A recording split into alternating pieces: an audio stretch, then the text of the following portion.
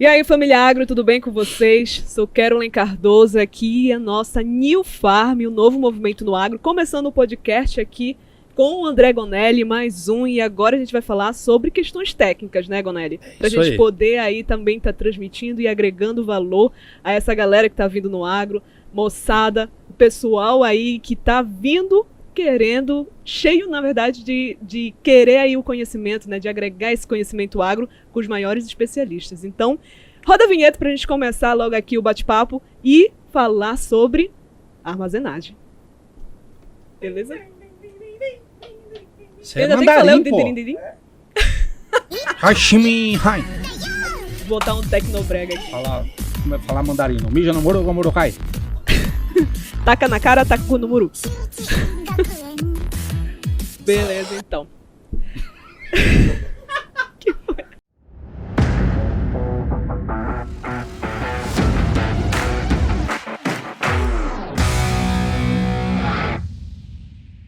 Então, André, pra gente começar nosso bate-papo aqui mais técnico, mas também, claro, descontraído, pra gente poder estar conversando aqui com essa galera que tá nos assistindo, que tá nos escutando. Bora falar o seguinte para começar e deixar tudo nivelado. O que seria aí a armazenagem de grãos realmente? Bom, armazenar é algo milenar, né? A partir do momento que o ser humano, durante sua evolução, ele percebeu que ao invés dele precisar, como nômade, ir atrás de locais onde ele tinha que produzir, comer e depois andar para outro lugar para poder produzir de novo e comer, a partir do momento que deu um start na cabeça dele, poxa, ao invés de eu produzir para comer, eu posso produzir um pouco a mais e andar menos, concentrar meus pensamentos em produzir mais, ali começou a armazenar de grãos. Então a gente está falando de algo que é milenar, há milhares de anos. E o primeiro silo que se tem notícia no mundo tem 11 mil anos, que foi escavações arqueológicas no Egito, na região da Mesopotâmia, encontraram silos de barro, né, feitos e com trigo dentro, e que alguém que não tinha mais o que fazer pegou aquele trigo e colocou para germinar, e o trigo germinou. Então, ou seja, armazenar é a arte de você conservar o seu alimento de forma que você possa ter ele disponível por mais tempo do que imediatamente após ele ter sido produzido.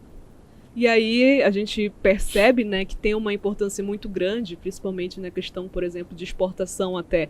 E o que tu vê então como importante realmente de uma armazenagem adequada para a gente poder ter esse tipo de exportação, né, o tipo de conteúdo lá na ponta que vai favorecer depois o produtor na questão lucrativa, por exemplo? Bom, primeiro que para a gente poder exportar, a gente tem que ter produto para exportar. Esse talvez, às vezes eu falo isso e as pessoas ficam loucas querendo entender. Nossa, mas você fala que a nossa capacidade de armazenar é muito menor do que aquilo que a gente tem capacidade de produzir. Como que falta produto, pode faltar produto para exportar? Porque a gente paga com produto, a verdade é essa. A gente tem pouco e o pouco que tem de estrutura para armazenar, são poucos aqueles que você pode falar, não, esse cara armazena. Né? Até mesmo porque eles pensam muito em manter a qualidade e não têm o conhecimento que você jamais mantém a qualidade, por melhor que seja o processo. Você só reduz. É igual em algumas culturas, na nossa cultura ocidental, a gente nasceu. Em outras culturas, a gente começou a morrer. E é uma realidade, basta você ver o ângulo, né? E o grão, como um produto vivo, ele está respirando. Se ele está respirando, ele já está perdendo qualidade. Por melhor que seja o processo, ele vai continuar respirando.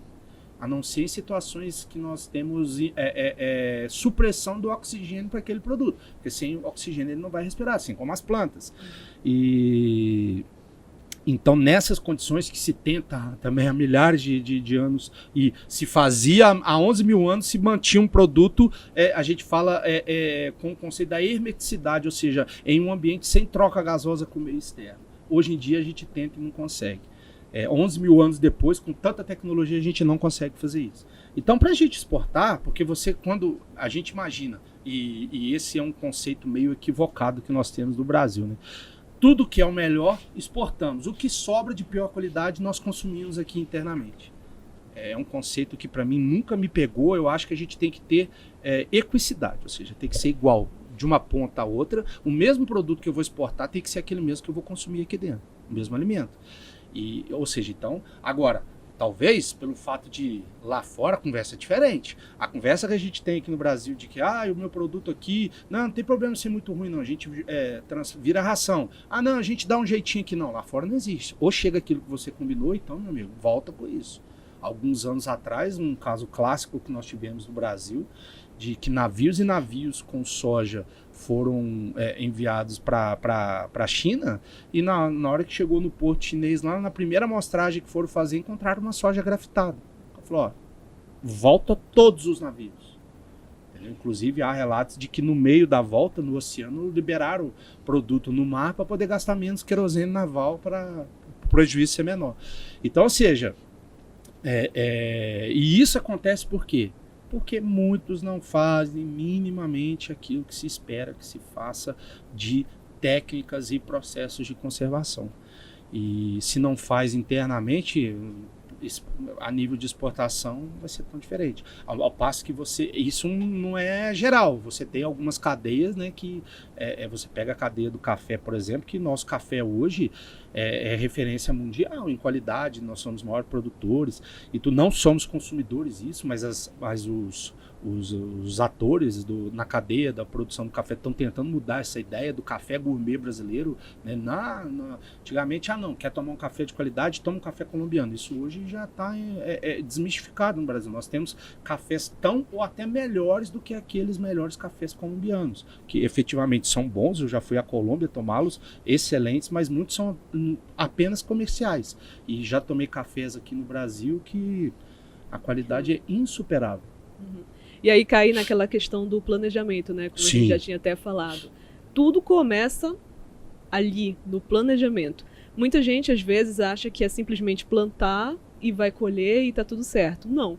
Toda uma parte técnica é preciso desde o planejamento. Você precisa entender o que vai plantar, como vai plantar, o espaçamento a ser utilizado, uma semente de qualidade com vigor, se vai ser para grão, se vai ser para semente, tem todo um procedimento diferente a ser tratado.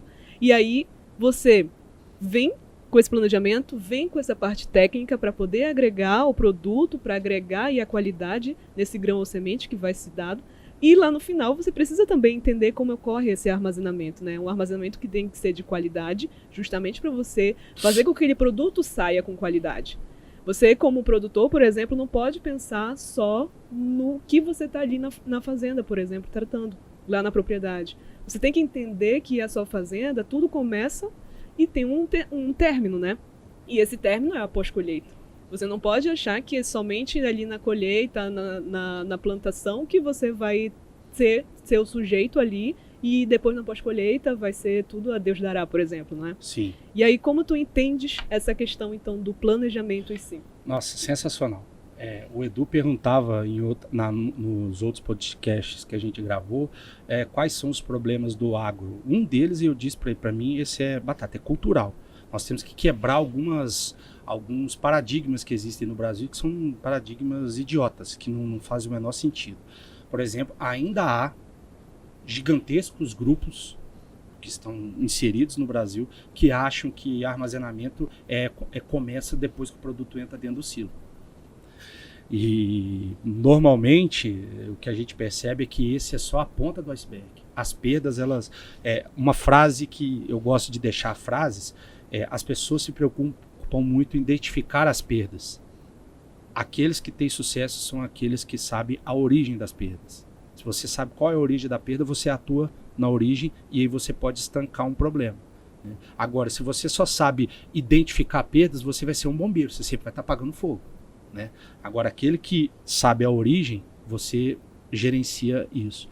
Então, eu vou te dar, eu gosto muito de dar exemplos práticos e tudo mais. Eu vou te dar um exemplo, por exemplo, quando eu era professor, sou professor, e quando eu fui entrar no programa de pós-graduação que eu atuo, que é o programa de pós-graduação em produção vegetal de agronomia, lá da Faculdade de Ciências Agrárias que eu trabalho, eu escutei muito de colegas e até alunos falando assim, poxa, como um professor que trabalha com armazenamento de grãos pode estar inserido dentro de um programa de pós-graduação em produção vegetal?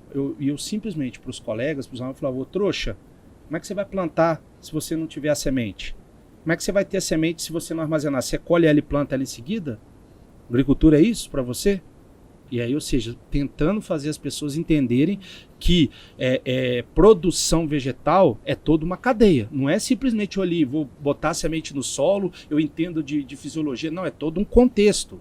Né? Você tem que saber de entomologia, você tem que saber de plantas daninhas, você precisa saber de fitossanidade, você precisa saber isso tudo. Para quê? Para ter um bom produto. Mas como você vai ter o produto se você não tem uma boa semente? Como você não vai ter uma boa semente se você precisa plantar 6 meses depois e você não sabe processar ela, secar ela com qualquer temperatura?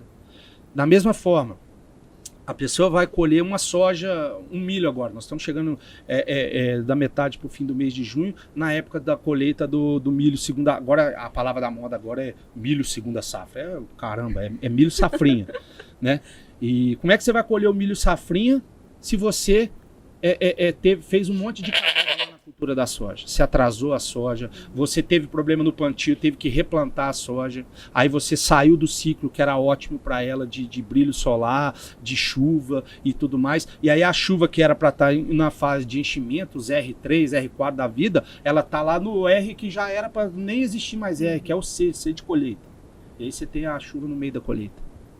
Então assim, aí você acha que esse produto vai chegar com qualidade no armazém? É ali que vai começar a ter perda? Não, ele já começou há muito tempo. Então, assim, eu tenho uma frase que eu sempre uso que eu falo, olha, o armazenamento de uma cultura, ele começou 1 ou 2 safras anteriormente. Ainda mais nesse sistema binário que a gente tem em muitas regiões do Brasil, de produz soja e milho, ou soja e algodão, ou soja e trigo, ou trigo e feijão, e esse arroz e aquilo e tudo mais. Ou seja, você sempre tem 2. Então, uma influencia a outra. Sim. Aí, se você teve problema na soja, o que acontece na colheita do milho? Que você vai armazenar agora? Uma cadeia de problemas. Geada. Aí você pode ter geada. Então, e isso impacto que se o cara está com medo de geada, então ele tem que tentar antecipar a colheita. Se ele tem que antecipar a colheita, como se ele não deixou preparado o sistema de secagem dele? Então, ou seja, o armazém, o silo, o graneleiro, é a ponta do iceberg. Entendeu? A diferença é que existe uma cultura no Brasil de se achar que o problema é o silo, de se achar que o problema é ali, porque eu tenho que ter sensor digital, eu tenho que ter automação disso, balela, se você não tiver um produto de qualidade, não adianta nada você ter isso tudo. Isso é bom, ter sensor digital, automação de processos, é sensacional para você tomar decisões, mas como você toma uma decisão com algo que é impossível de ser tomado uma decisão, com um produto de má qualidade? Então esse é outro paradoxo que a gente tem no agro, porque se preocupam muito em vamos produzir tantos milhões de toneladas, nós temos tantos milhões de toneladas, ok. Qual a quantidade de produto efetivamente apto, que não está com baixa qualidade, eu tenho desse tanto de quantitativo de produto? Exatamente, e eu sempre caio nesse ponto também, principalmente dessa questão de gestão da fazenda. Como eu falei, precisa ter esse planejamento, mas o produtor, ele está administrando ali a empresa dele. Empresa a céu aberto, inclusive, que vai ter muitas variantes aí de limitações negativas que vão dar problema e ele precisa utilizar as estratégias. Mas no final das contas, como é que ele vai pagar essas contas dele? Na ponta lá, como é que ele vai ter o retorno de tudo isso? Não adianta vir aqui falar que vai produzir tantos, mas e aí? Por isso que eu digo assim, o agro é multidisciplinar. Você precisa entender de cada disciplina. Claro, eu pontuo aqui uma coisa que deixo comigo, que é você precisa ser específico em alguma. Claro. Você não pode simplesmente querer entender de tudo e ser específico em tudo, porque você não vai conseguir. Sabe qual que era a definição que o meu professor, o professor Rubens de irrigação, ele falava? O agrônomo é aquele profissional que sabe o agrônomo é o profissional que sabe quase nada de tudo. Exatamente. E é bem isso, né? E é interessante que você tenha especificidade em alguma, mas que você entenda. Porque vai cair naquilo que tu falaste. Entomologia, doenças, a parte de fitopatologia também. Entender todo esse processo e, inclusive, ser gestor não é para qualquer um. Ô, Carol, você matou agora, porque o Edu vai ficar até bravo comigo, ele tá aqui atrás vendo a gente já bateu o nosso papo e eu deixei um pouco de fala para fazer com a Caroline. Mas olha, principal problema do agro, esse é o principal, O agro define quem entende isso e quem não entende, na minha opinião, pelo menos. Eu não sou dono da verdade. É o produtor rural esquecer que ele é produtor rural. Ele é um empresário. Esse é o mal do nosso agronegócio. Porque nós dependemos de um cara que acha que ele faz coisa que... Por exemplo, que plantar milho é igual a gente planta milho no fundo de casa lá. E não é. Então, eu não gosto de falar, quando eu sou chamado para poder visitar... Apesar que todo ano é a mesma coisa. Quando eu sou chamado, por exemplo, eu não gosto de algumas palavras, sabe? Eu não gosto, por exemplo, da palavra manejo. Eu gosto da palavra gerenciamento. Porque manejo é algo que é receita de bolo. O gerenciamento são variáveis complexas que você, com seu conhecimento, toma uma decisão. Eu vou adubar, não vou adubar? Eu vou usar tal variedade, vou usar outra variedade? Então, assim, o empreendedor rural, eu não gosto de falar produtor rural, o empresário agrícola, ele precisa entender que a sua fazenda, o seu empreendimento, ele requer o quê? Ele requer uma análise de custo, ele requer investimento, porque para um empreendedor rural, tudo é custo. Não vou fazer isso porque isso é caro. Não é, meu querido, isso é investimento. Isso é básico. Eu não sou especialista de negócios e tudo mais, mas todo negócio requer custo, requer investimento, requer risco. Não é certeza que vai dar certo. A gente trabalha com variáveis biológicas. Sim. Então, esse produtor, esse empreendedor rural precisa entender que para ele ter sucesso, ele vai ter que ter investimento, ele vai ter que estar cercado de profissionais que tenham conhecimento, que saibam aplicar esse conhecimento. Há muitas empresas que se preocupam em dizer assim, não, eu tenho um doutor aqui na minha empresa, o cara é um doutor. Ok, mas tem muitos que têm doutorado, mas sabe para ele, não sabe botar em prática, não sabe aplicar o teórico na prática. Então, esse produtor rural precisa entender para que ele faça, efetivamente nós temos esse agro que todo mundo diz aí a sete ventos, que ele é um empresário. E como empresário, ele tem que estar antenado com todas as novas tecnologias e tudo mais, ele tem que estar, com o tempo dele disponível para poder ser um empreendedor. Como que você, numa empresa, você tem o seu tempo livre para você poder empreender? A partir do momento que você delega funções e remunera essas pessoas em função disso, para exercer aquilo que você sozinho não vai conseguir fazer. Isso, mas aí você está falando de empresa. Meu amigo, uma fazenda é uma empresa.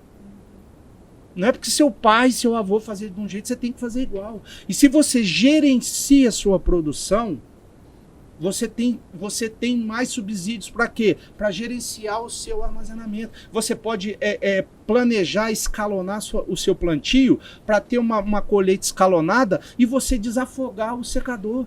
Do que você colher tudo ao mesmo tempo e o pobre, coitado, você tem um secador. Até entupir, inclusive. Já entendeu? Aconteceu. E aí o produto fica tudo a céu aberto e assim vai. Então, ou seja, a gente precisa...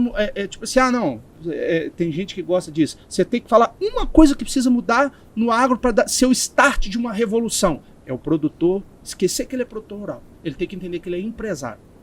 Ele é um empreendedor rural. A partir do momento que ele entender isso, ele buscar o que faz o empreendedor. Quais são as ações que eu preciso para poder empreender? O que eu preciso performar? O que eu preciso ampliar de conhecimento? A partir do momento que eles fizerem isso, e aí você vem agora com as tecnologias, que tem gente que é avessa a tecnologia. Qual que é o principal conceito do que há de mais moderno em tecnologia no agro hoje? Que é o agro 5.0. Ainda tem gente que está tentando entender o que é o agro 4.0, a gente já está no 5.0. O agro 5.0 é a era das máquinas autônomas.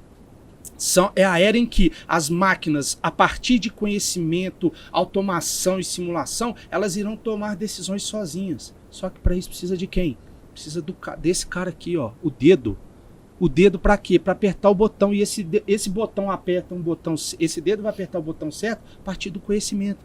Então, lá no Japão, onde surgiu a indústria 5.0, que se baseia na agricultura, o conceito é a reconciliação das máquinas com o homem.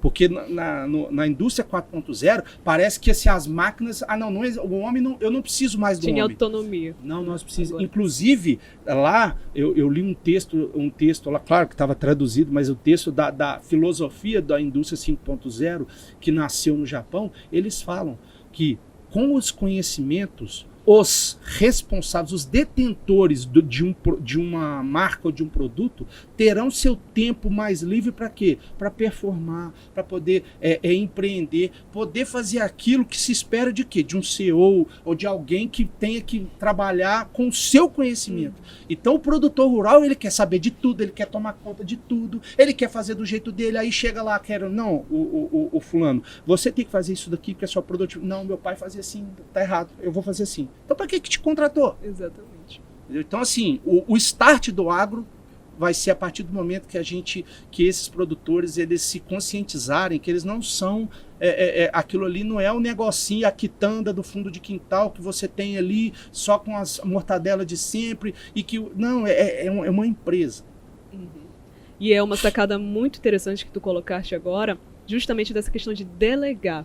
Exatamente. E aí, a galera que está saindo da universidade, tendo aí a possibilidade de ingressar quanto profissional, para também agregar ao produtor, por exemplo, precisa entender também que o produtor tem essa barreira, por exemplo, acaba sendo uma barreira aí para o profissional quando ele entra, mas ele tem que entender e tentar levar, né, esse produtor. Tem muitos produtores que ainda não aceitam algumas situações, mas tem outros que já aceitam. E talvez formando algumas estratégias para poder conversar aí com o produtor e a gente entender, seria interessante para poder começar a introduzir na cabeça do produtor quais são as verdadeiras lições que a gente precisa ter, e também que a questão de delegar é importante para ele poder também aumentar a produção. Se ele está ganhando 5% aqui, eu estou conseguindo atingir. Eu vou aumentar perfil de raiz aqui, eu falando enquanto profissional. Se aumentar perfil de raiz aqui, você vai conseguir aumentar aí 2, 3 sacas por hectare. Mas ele está dizendo, não, eu estou fazendo desse jeito, estou com essas sacas, está ótimo. Tá ótimo. E tô ganhando dinheiro demais. Exatamente. E aí cai naquele profissional que fala, pô, eu estudei pra caramba, estou tentando mostrar, e aí vem naquela outra questão, você precisa, enquanto profissional, enquanto vir conversar com o produtor, personalizar cada produtor. Pequeno, médio e grande, você não pode tratar do mesmo jeito. São produtores diferentes. Eu, por exemplo, estou trabalhando muito com a parte da agricultura familiar. É um jeito diferente. Sim. Eu não vou conseguir falar com um produtor muito sobre tecnologia, automação, máquinas e tudo mais. Você trabalha com o que tem disponível. Trabalho com o que tem disponível. Só que qual é o meu papel? Melhorar essa produção. Mas eu vou melhorar essa produção não só dizendo, você tem que fazer isso, com tecnologia seria melhor e tal. Não, calma. Desse jeito a gente consegue, mas um padrão que eu acho interessante é justamente você planejar e gerir total essa fazenda do início, meio e fim, para poder no final você dar esse retorno. Né? Tecnologia, ótimo. Que legal sua fala. Nossa, que legal mesmo. Olha só. Eu falei que o produtor precisa mudar a conscientização. O Edu me fez uma pergunta que eu tô com ela martelando aqui na cabeça até agora, e você falando, estalou uma resposta melhor para o que ele me perguntou. O que os alunos têm que melhorar? Eu sou um professor. O que os meus alunos... Então, assim, o aluno também precisa mudar, eles precisam também mudar paradigmas em suas próprias vidas. Eu vou te dar um exemplo. Eu participei de uma banca de um estágio final de curso, de um aluno que é engenheiro agrícola hoje, o Fabrício, e ele falou como é que estava e tal, ele trabalhou no setor de manutenção da empresa e tal, e os professores mais específicos da ADMAR perguntando para ele. Eu falei assim, enquanto eles falavam, eu falei, cara, eu preciso fazer uma pergunta para ele, todo mundo perguntando coisa técnica e tudo mais e tal. Eu falei assim, na hora que chegou a minha vez, eu falei, cara, qual foi a sua maior dificuldade? Ele deu uma risada, baixou a cabeça e falou, professor, o maior problema que eu tive dentro da faculdade foi que eu tive todo o conhecimento, mas na hora de chegar para trabalhar, eu me deparei com pessoas. E a universidade não me preparou para isso. Aí eu virei para ele e falei assim, mas você acha que a universidade tem que te preparar para isso? Você acha que você ainda está morando com sua mãe, que tem que passar sua cueca, tem que lá passar a sua meia, que tem que fazer o seu ovinho mexidinho. Falei, te vira, cara. Você tem curso aí, você tem conteúdo de gestão de pessoas para tudo quanto é lado. E aí, ao mesmo tempo, isso me fez ver essa necessidade, até mesmo em mim, sabe? E aí eu tenho falado muito com meus alunos. Eu tenho, por ser atualmente tutor do grupo PET, né, que é Programa de Ensino, Pesquisa e Extensão, com os alunos. Então eu, como tutor do PET, tipo assim, eu não estou mais no papel de um professor que estou dando um conteúdo. Não, eu tenho que melhorar a vida dele. O PET tem que revolucionar a vida do aluno. E por sequência do curso. Eu trago muito isso, gestão de pessoas. E eu tenho falado muito para eles, porque eu tenho estudado também, assistido palestras, vendo pessoas falarem. Rapaz, você vai chegar numa universidade, você vai sair da universidade, você vai chegar num ambiente profissional, você vai ser chefe. E você vai ser chefiado. Você vai ser chefiado por pessoas que têm formação inferior à sua. Você vai liderar pessoas que têm formação superior à sua. Só depende de ti, do seu conhecimento. Para isso existe uma palavrinha mágica, uma expressãozinha chamada de gestão de pessoas. E a gestão de pessoas não é só no meio profissional, é na vida. Eu, por exemplo, eu sou diagnosticado, pela segunda psicóloga disso, se eu não estiver mentindo em mim, com um negócio chamado síndrome da verdade. Entendeu? Eu sempre brinco isso, não é brincadeira, é verdade. Às vezes a minha mulher acorda pra mim e vira, oi, meu bem, tá naqueles dias e tal. Ai, eu tô bonita. Eu falo, não, você tá descabelada, você tá com um bafo fedido, não sei o que, mas mesmo assim eu te amo. Então, ou seja... O importante é amar. O importante. Isso. Então, assim, eu não sei performar um caminho mais... Porque é o famoso seu Saraiva. Antigamente, seu Saraiva. O cara é rasgado. Sabe? Isso já me ajudou em algumas coisas e me prejudicou em outras. Então, é papel meu agora ir atrás de tentar melhorar isso. Então, essa questão, o cara não tem que saber isso dentro da universidade, não é obrigado a dar isso. O aluno entra, e aí o Edu perguntou assim, você acha legal, então, esses alunos que ficam aí no celular, vendo conteúdo? Eu não vejo problema. O problema que eu vejo é que eles não sabem como buscar esse conteúdo. Eles querem ali, tá vendo eu falar de armazenamento e quer buscar conteúdo de armazenamento. Ele tem que ver conteúdo seguinte, olha, eu vou ser um especialista em armazenamento, como levar essa informação? E isso não é ele ouvindo eu falar. Se ele não tiver perder uma aula e tudo mais, ele tem esse conteúdo, porra, maravilha. Agora ele tem que entender de gestão. Isso ele não vai aprender no curso dele. Faz lá uma disciplina de extensão rural, de administração rural, só que isso é muito mais além do que você fazer uma disciplina. Você tem cursos e pós-graduação nisso. Você tem que saber lidar com marketing, você tem que saber lidar com pessoas, você tem que aprender hoje, uma palavra que está na moda e que eu acho fantástica, você tem que aprender a liderar.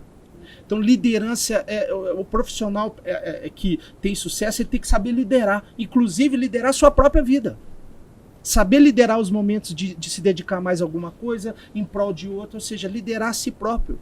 E eles não sabem, eles querem tudo pronto. Então, a tecnologia, ela trouxe muitas coisas boas, mas trouxe esse lado ruim, que o aluno acha que, tipo assim, ele só vai passar pela universidade para ter um papel e logo depois trabalhar. E não vai absorver de você, não vai absorver de mim as experiências que o conteúdo ele pode pegar na New Farm, pode pegar onde ele quiser. Sim. Entendeu? Agora, desde que seja de qualidade. Porém, ele tem que assimilar isso. E assimilar, você tem um cara pago ali para fazer isso. Você tem que exigir dele isso. Então, assim, os futuros profissionais precisam também se ampliar. Antigamente, você escutava, você tem que saber inglês. Pô, legal, cara. Eu, por exemplo, não sei inglês. Eu não sei inglês. Eu fiz 10 anos, eu sei ler inglês, mas eu não falo, eu tenho medo. Um dia, eu já tive sonho, um dia eu ainda vou me pegar numa condição tal de eu poder ir para os Estados Unidos sozinho, ficar lá 1 semana, 2 semanas e perder a trava que eu tenho na língua e sair falando. Porque eu consigo ler, eu entendo, mas... Eu fiz muitos anos de cursinho. Então, assim, é algo que eu tenho que melhorar. Enquanto eu não lidar com isso, eu vou ser um profissional inferior. Meus livros, 99% de livros técnicos são em inglês. E eu leio todos eles. Por que não falar isso? Então, assim, esse profissional que vai chegar no mercado, ele tem que entender que depende dele. Não é só entrar numa universidade. Sabe o que eu falo para os meus alunos? No primeiro dia de aula, quando eu era coordenador de curso, que falar? Faço ideia. Eu chegava para eles e falava assim, bem-vindo à vida profissional de vocês. Exatamente. A vida profissional começa no primeiro dia de aula. Isso. Aí talvez seja papel meu, eu tentava isso quando eu era coordenador e hoje no papel de tutor, mostrar para ele, falar, cara, apesar de você ter 18 anos, aqui sua vida profissional. Então, cara, você vai ser o melhor profissional quanto mais você se dedicar à sua profissão. E estar dentro da universidade, o ser profissional é diferente de formação profissional. Formação profissional acaba depois, terminou a universidade, você tem um diploma. Agora, ser profissional, você pode ser em qualquer momento da sua vida. Inclusive no momento onde ela se inicia, que é no primeiro dia que você entra dentro da universidade. Aquele profissional que se predispôs a isso. É igual a diferença. A diferença que a maioria das empresas querem um profissional com espírito jovem. O espírito jovem não está relacionado à idade da pessoa.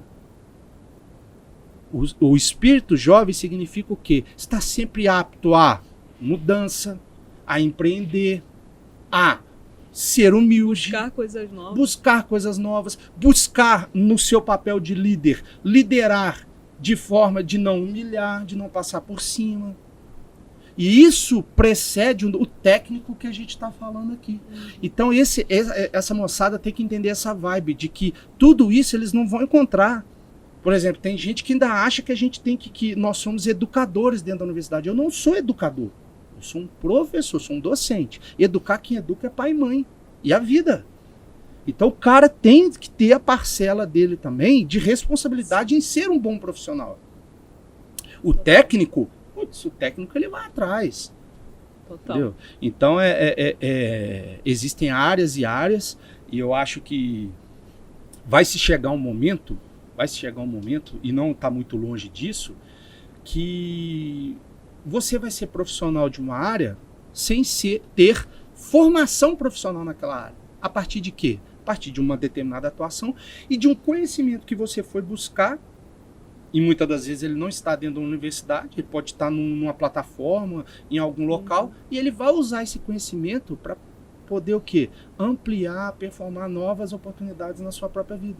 Exatamente. Tanto é que antigamente se tinha, você é profissional de tal universidade, pô, você é bom. Hoje em dia o cara não quer saber, você vai resolver o que eu preciso de você? Então vem. Traga resultado. Vamos.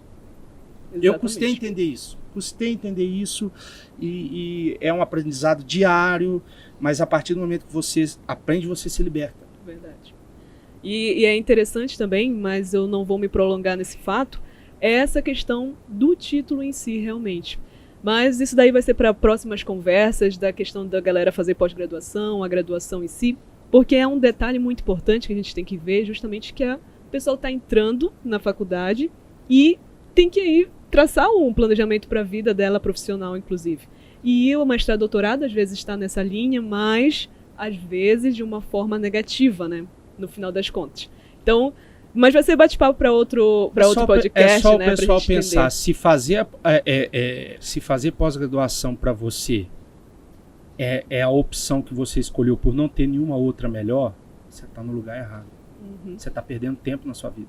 Com certeza. E tempo é dinheiro. Exatamente. E é muito, sim. E um detalhe aqui que eu quero trazer, justamente que tu falaste a respeito de entrar na faculdade e já ser o profissional. E isso realmente precede a parte técnica. Porque tudo começa ali. Ali vai formar o profissional que vai estar atuando no campo.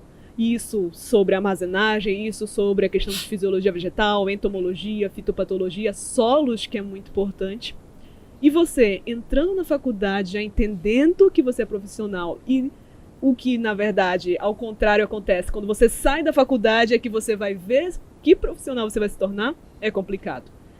Claro, eu não vou estar aqui falando que todo mundo é assim, generalizando, não é. Tem muitos que fazem de um jeito, outros conseguem aí estar atraindo, sabendo qual a direção que vai seguir. Só que você precisa entender que tudo é um processo seu. Porque se você não experimenta agora na faculdade, como é que você vai entender o que você quer realmente? Não estou dizendo que depois que você sair não vai mudar. Não estou dizendo isso. Eu, particularmente, eu mudei. Eu queria uma coisa durante a faculdade, mas agora eu estou em outra vibe. Mas isso não quer dizer que eu estou no caminho totalmente torto, por exemplo, do que era. Está tudo centrado. Mas quando você se sente perdido ou perdida, é complicado. Você fica, parece uma barata tonta e não vai para lugar nenhum, não é verdade? E aí, quando você sai da universidade entendendo qual é o profissional que você quer ser, de uma forma padrão, do que você quer realmente transformar na vida das pessoas, e cai naquilo que tu falaste hoje de manhã, né? De você ser um profissional não que só vai passar o conteúdo, mas sim aquele profissional que vai transformar a vida de alguém, é muito importante. E você vai transformar ali a vida do produtor. E, cara, quando você transforma a vida de um produtor, pode ter certeza que seu nome vai na boca dos outros. É muito legal isso. E a mesma coisa é se você fazer merda. Olha, você tá falando fazer isso. o merda. Você sabe que eu prefiro Fazer muito não, mais. Né? Fez merda. Pelo amor de Deus. Eu prefiro muito mais, igual você falou que às vezes se sentia meio perdida. Eu acho que essa daí é a que mais tem chance de ter sucesso. Porque se ela souber usar isso a favor dela, eu tô perdido, não sei que caminho seguir. Não sabe não, meu querido? Então faz o seguinte, faça o melhor curso. Você tá fazendo um curso de agronomia, que nós dois somos agrônomos. Faça o melhor curso de agronomia, você vai estar preparado para qualquer área. Agora, você sabe que a tecnologia tem trago? Que tipo de aluno? O aluno que está na metade do curso que acha que já é agrônomo. Então, assim, esse daí eu acho que é o pior. Porque, assim, ele está se enganando os outros.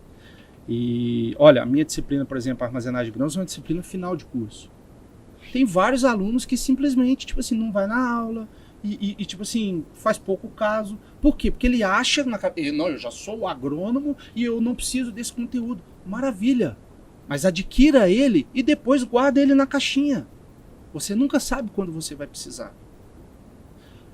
E aí você vê essa moçada que está aí, que já começa a trabalhar, já começa a fazer estágio e tudo mais, e esquece que tem que formar. Ah, mas você não falou aí que o cara precisa estar formado, não precisa estar formado para ser profissional? Eu falei, meu querido, uma coisa é você a trabalhar, outra coisa é você se predispor a uma coisa. Olha a sua imagem. Você se predispôs a fazer um curso de agronomia e você largou para vender veneno, vender adubo, fazer alguma coisa, porque você viu que para isso não precisava o curso. Olha a imagem que você está dando para ti próprio. Então, assim... E pela nossa área a gente precisa assinar. Você é louco. Então, assim, e para assinar, o cara não assina se ele não for formado. Sim. Se ele não for registrado no órgão de classe, no CREA. Então, essa moçada precisa entender de responsabilidade. Eu tenho falado muito de responsabilidade. Ele, a partir do momento que ele entrou numa universidade, principalmente uma universidade pública federal, ele não paga para estar ali. Ele está numa vaga que outro que de repente queria tanto estar ali não está, porque não tem oportunidade. E ele está e leva de qualquer jeito e caga e anda para um monte de professor, porque é matéria que não é legal para ele, não é afim para ele. E, consequentemente, vai largando. E aí, beleza. Aí faz a minha matéria e toma pau. E aí toma pau e não forma. Aí vem, ai professor, porque eu preciso disso para formar. Eu falei, meu amigo, o problema é seu, eu já sou formado. Olha ali na parede ali meus diplomas. Vai pegar o seu. Se você não passar na disciplina, você não vai ter o seu. Então, ou seja, essa moçada, é por isso que é legal que vai ter uma plataforma do agro e tudo mais, e que não tenha só informação de agro, que tenha informação motivacional, que tenha a parte psicológica inserida no agro. Esse cara entender, olha, você é reflexo daquilo que você fez você ser. A sua imagem é função do que você construiu da sua imagem. Se você se olha no espelho e vê uma pessoa fracassada, você é um fracasso. Agora, se você olha, poxa, eu não estou numa fase boa, mas eu vou melhorar, a sua imagem muda rapidamente. Sua feição. Então... Cai naquilo, tudo depende de você. Exatamente. A principal máquina que cada ser humano tem é o próprio corpo, é a própria mente. Exatamente. E aí o cara não se preocupa com isso, não dorme direito. Tudo aquilo que a gente fala que é importante, nós mesmos não fazemos. Mas a gente sabe como é que é. Mas essa moçada, tipo assim, isso não é importante para isso. Não, eu vou fazer. É igual, por exemplo, eu escutei, não, professor, mas com todo respeito, você ministro de disciplina de armazenamento, eu trabalho com produção de sementes, isso aí para mim não tem importância. Eu falei assim, sabe o que você precisava? Eu falei para ele refazer o vestibular e começar do início, cara, que você é um péssimo profissional. Porque, não, mas eu não for. Eu falei, não, você já é profissional. Você tá exterminando a sua formação acadêmica. Enquanto profissional você tiver um pensamento raso como esse, cara, que Deus te abençoe, porque Ele vai te dar a luz. Para essa luz brilhar, depende de ti plugar na parede. Verdade. E você não tá fazendo a coisa certa. Então, assim, se assumiu a responsabilidade de fazer um curso e terminar ele, cara, termina. Aí senão vai ser aqui as pessoas que, eu comecei esse curso, não gostei, mudei para aquilo. Aí uns falam assim, nossa, que pessoa corajosa. Mentira, é mentiroso. Começou é diferente daquele que começou e viu que não era o caminho e foi em outro, e foi até o final outro, maravilha. Agora você vê um que vai pingando, igual ping-pong, né? Uma hora pinga em cada lugar. Exatamente, esse é o problema, né? E aí, trazendo aquela outra sacada que tu falaste também da questão do manejo em si, né, que a palavra manejo não seria a forma mais correta, como eu conseguiria aí estar aplicando no processo de armazenagem, por exemplo, de uma melhor forma possível aqui? Perfeito. A palavra manejo, uma das coisas que eu não gosto da palavra manejo, por mais que eu seja agrônomo, manejo é tudo, mas é que ela é usada em diferentes situações. Sim. Então a pessoa acha assim, eu vou manejar os grãos. Não, meu amigo, você vai gerenciar. A partir do momento que você toma a decisão de iniciar um processo, aquilo é uma tomada de decisão. Tomar de decisão é a base de qualquer processo gerencial. Então eu gosto mais da palavra gerenciar, mas isso é particular. Sim, sim. Mas assim, todas as decisões que são tomadas em processos pós-colheita dependem de que você só consegue tomar se você tiver equipamento disponível, 2, conhecimento e 3, informação. Esse é o pilar do Agro 4.0. Que o Agro 4.0 ou a indústria 4.0 é o quê? Quando você teve a terceira revolução industrial, você teve a explosão de dados, né? Novos tipos de sensores, novos tipos de sistemas que permitiam você gerar informações.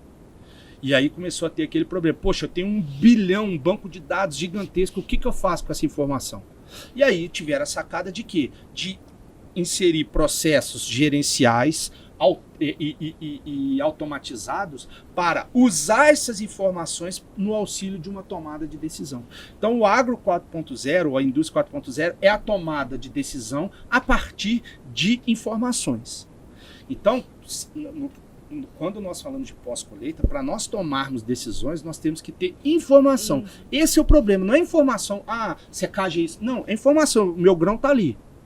Qual a temperatura dele? Você vai lá, vai botar um termômetro nele, ou um infravermelho, que hoje todo mundo mede no braço ao invés de medir na testa? Não, você tem sensores de temperatura. E aí você tem sensores analógicos, sensores digitais. Se bem utilizados, qualquer um serve. O problema é, eu tenho essa informação? Se eu tenho informação, aí eu tenho que ter o conhecimento para quê? Para transformar essa informação em uma tomada de decisão.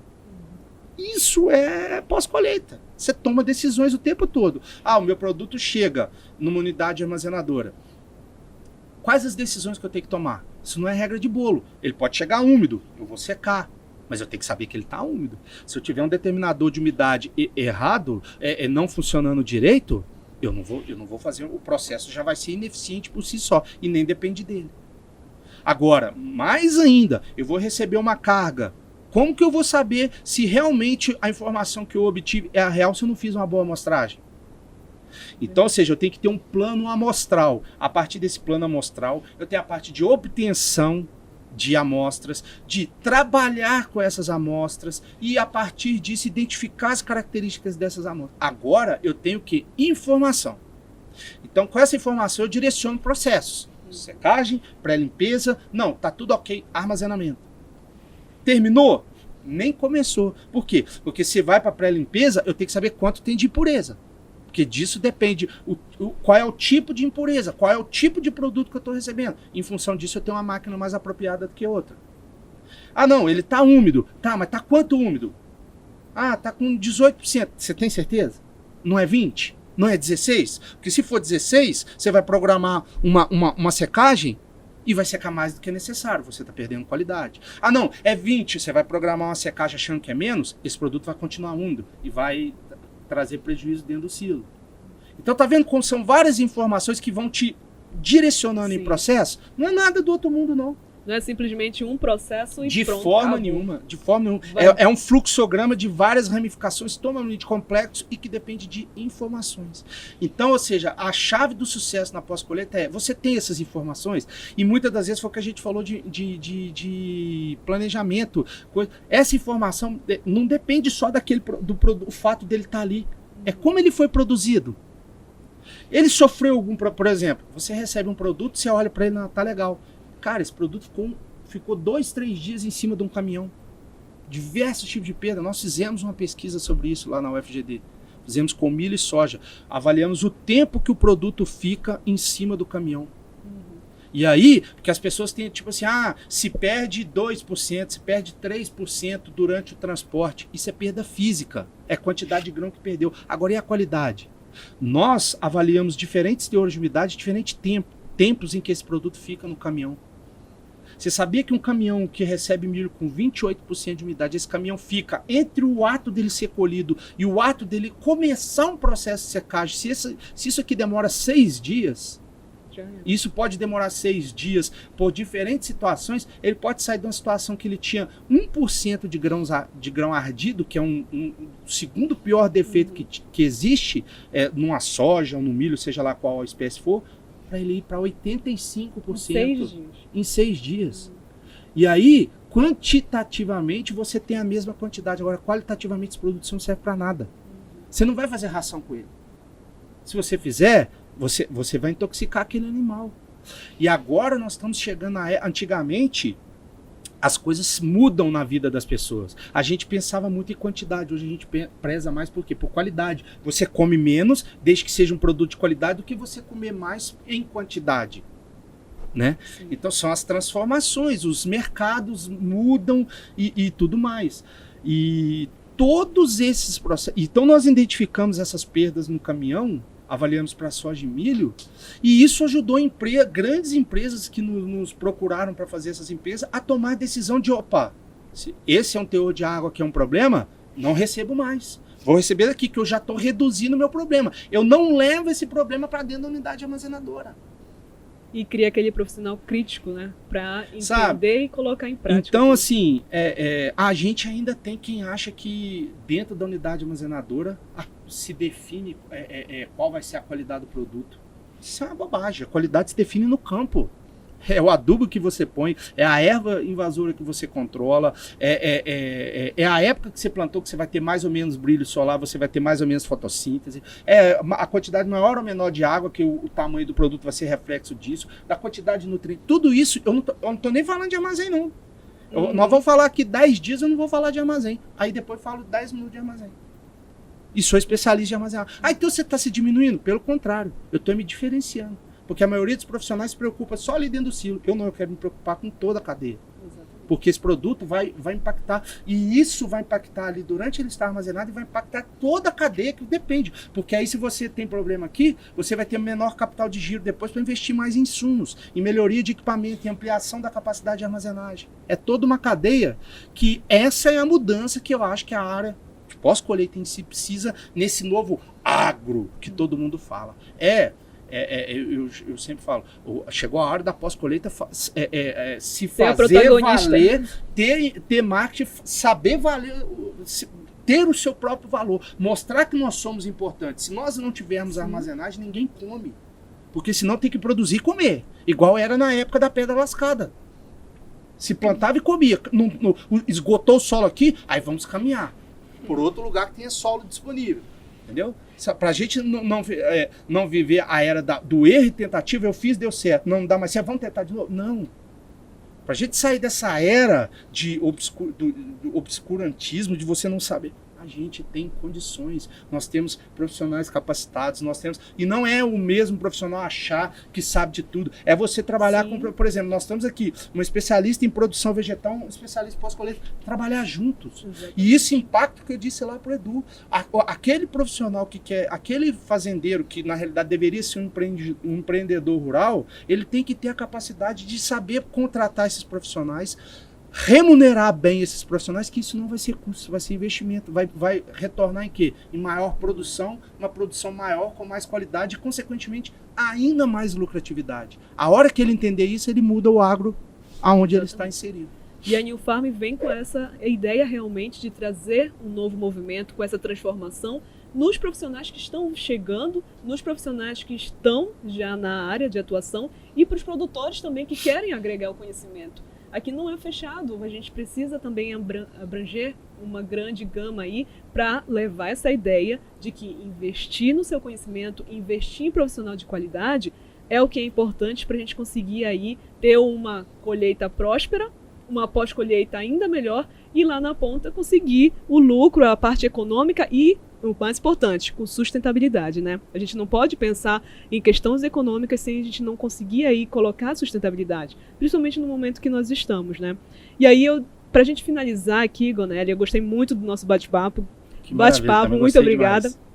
Mas pra gente finalizar aqui, eu queria que a gente introduzisse um ponto importante, a pesquisa. Como é que ela está sendo inserida aí no processo de armazenagem para a gente poder vir trazendo novos pensamentos críticos, novas ideias de poder aí transformar realmente esse agro, essa pós-colheita, num aprendizado de que vai levar garantia aí para a empresa, para o produtor e para o Brasil inteiro que a gente precisa, né? Essa é a transformação que o agro precisa. Porque é muito fácil chegar até você empresas que dizem que valorizam o profissional dentro de uma instituição, que valoriza o profissional que pesquisa. E você vira e fala, você me valoriza?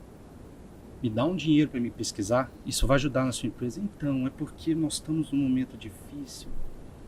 Entendeu? Então, assim, Estados Unidos, a diferença do Brasil para os Estados Unidos, Edu, que a gente estava conversando, é que nos Estados Unidos não falta dinheiro para pesquisa.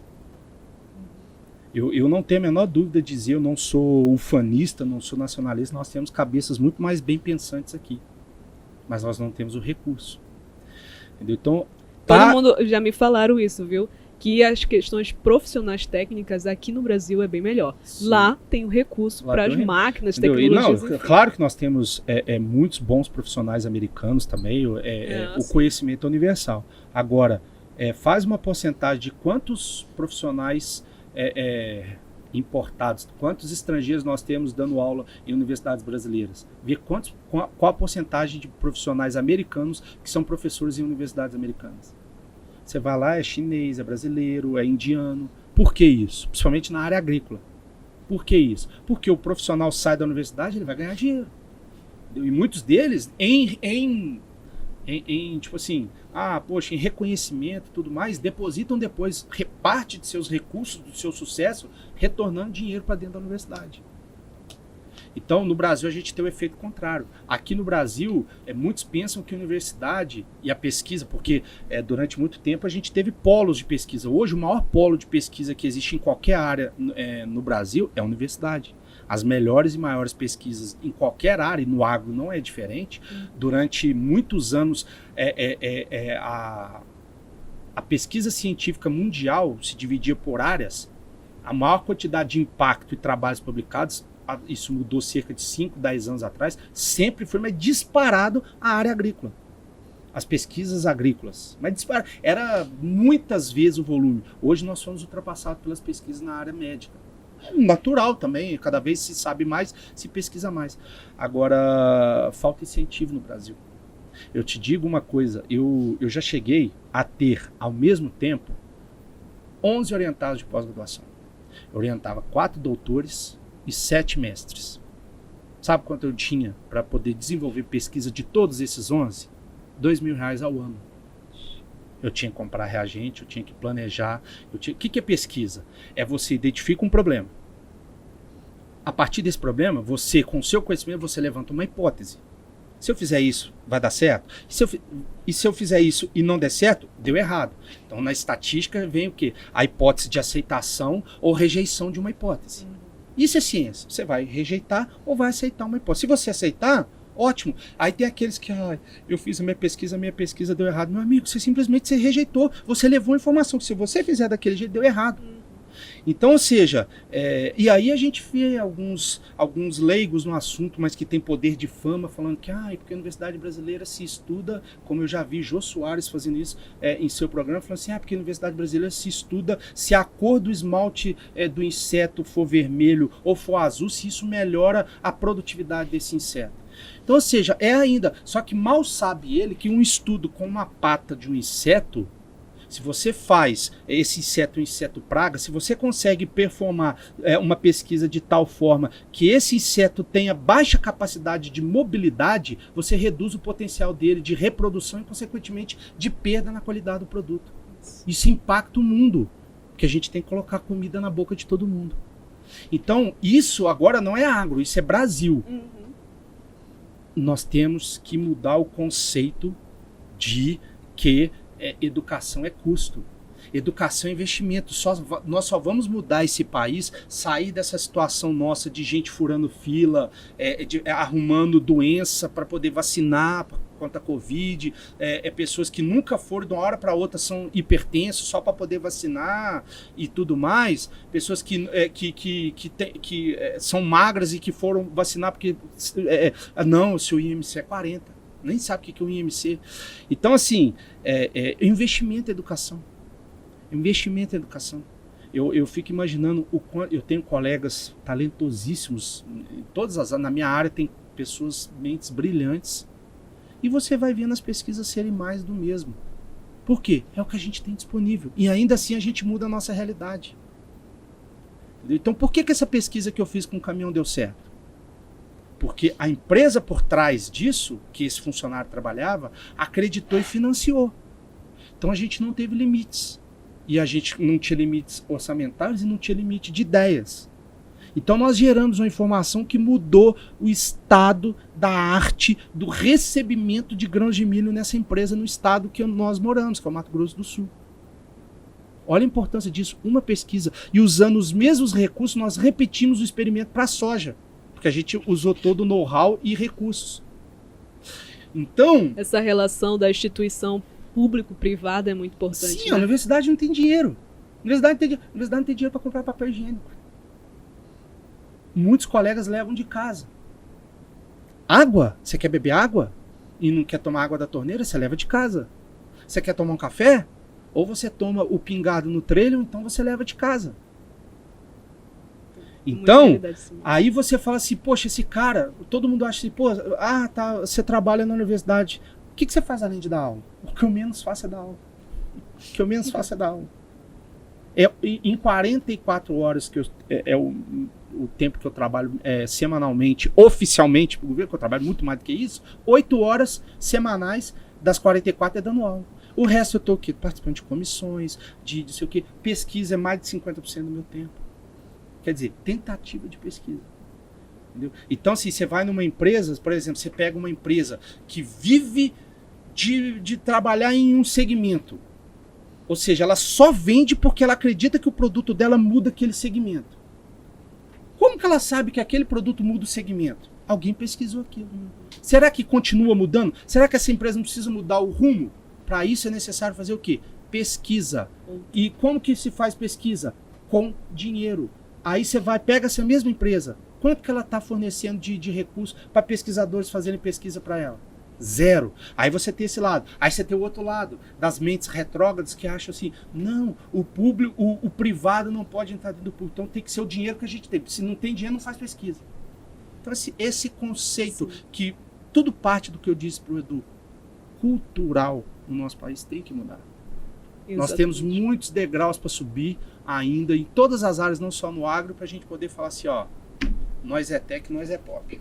E nós vamos subir, eu tenho certeza disso, viu, Gonelli? No que depender de mim, vamos subir mais passos do que aqueles que a gente poderia subir. Então vamos para cima, que essa é a New Farm, um novo movimento no agro, e nós só estamos começando. Vai ter muito conteúdo bom aí, eu acredito que o André Gonelli também vai passar muita coisa boa aqui pra gente. Então, fique com a gente, nos vemos num próximo aí encontro, né, nos próximos capítulos. Tchau, tchau, gente.